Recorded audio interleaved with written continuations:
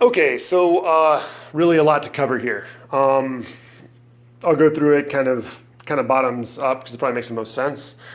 First of all, we have a small little T-class amp. I believe that's it. Yep, T-class amp that is hooked up to this mixer. And this mixer is connected to the amp, and then this amp is connected up into the speakers in the back box, which we'll have to take a look at later.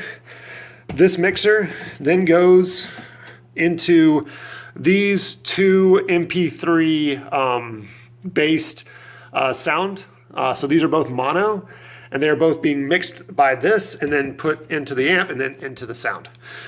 This is the sound effects.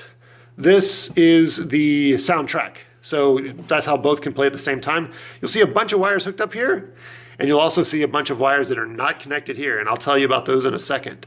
But this right here is connected to really very simply the shooter rod switch for the ball.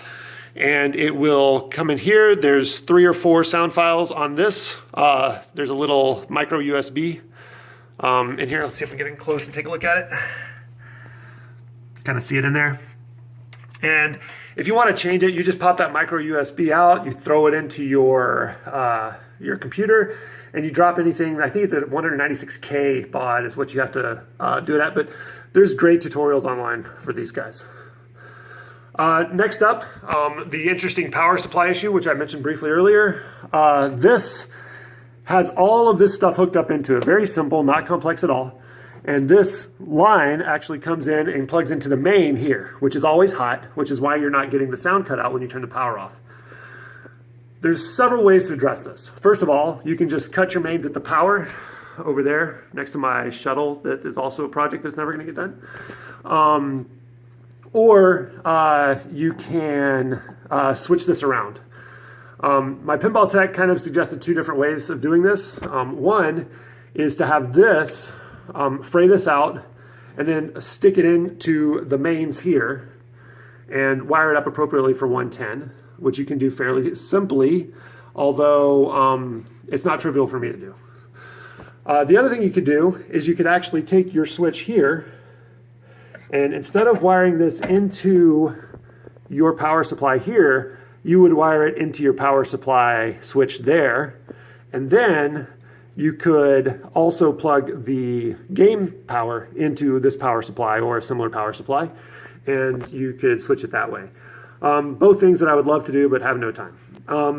Everything else you see here, there's some interesting modifications over here. This is called a grounding mod, and this is different than what the game came with. If you look up Hollywood Heat grounding mod, this is that exact modification, and you absolutely have to have it.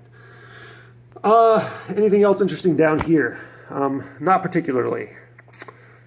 So let's move up to the actual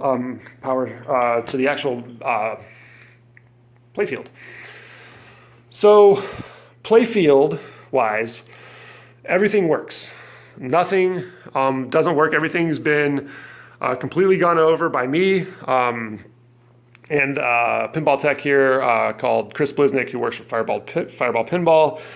We've bulletproofed this system. Where you see switches not working or the lights not working, it's just these kind of El Cheapo LEDs that kind of have a pretty good chance of kind of wiggling around. And usually it's just a matter of going in and pushing them and rotating them back in a socket, and now that too should work. And I think there's one more that's up here that we just got to take care of. But when this thing ships, several of these LEDs are probably going to go out on you, and you're just going to have to go through and kind of mess with them. The interesting side of this isn't the playfield, it's the mod that you see here. And so if you follow these lines around, you're gonna see in some cases, they're wholly disconnected. And I need to do something with this. This shouldn't just be hanging out like that. I'm not sure why. I didn't stow that. I'll take care of that.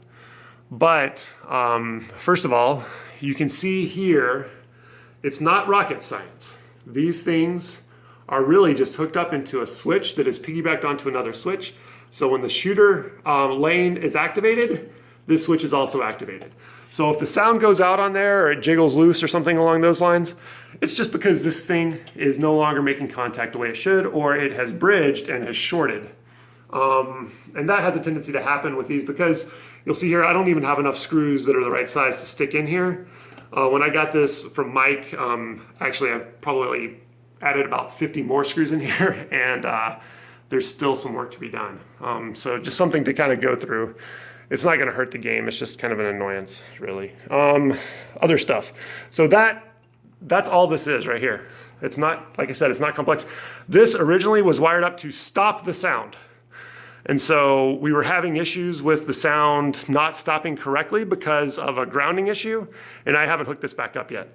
I'll stow this and label it, but I'm not going to hook these back up. I don't have time to troubleshoot it. That's part of the problem. Okay, so now onto this side. So here you can see where things are hooked up. So this is the sound effects loop, right? And there's a bunch of cool wires going into places, and then they just kind of dead end, right? They don't do anything. But the ones that do end up is this one here, which is from the what is it? The kicker, the kickback for the drop targets. So whenever that activates, it's supposed to make a connection here, and that just needs to be fine-tuned. It probably just needs a small leaf adjustment there.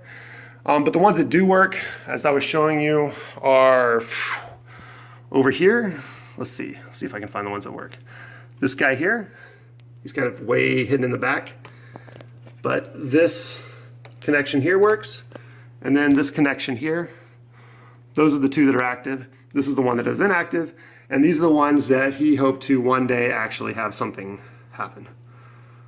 He and I, apparently. So really, this is kind of where the game sits, right? Anything else to kind of show you here? No, like I said, I'll go ahead and label these if you end up buying this game as is. I'll label these so you know what they are. I don't want you to have to reinvent what I've already done here. But also, I can kind of show you a little bit more about, the switches that are working. I think that's probably it for underneath the cabinet. Oh, and one other thing, you can see here there's a mod here. Originally, when I got this from Mike, it had this block and no way to stand up the playfield. And so I measured these out and cut them. But really what you should do next, eventually, is probably come in here, touch up the paint, do a little bit of clear on it so it doesn't scrape. And then I would paint these too, because that just doesn't look that great. But they're sturdy and they work really well, so that's good. Let's see. I think that's probably it for underneath the playfield on Goonies. Next up, we'll go into the back box and take a look around.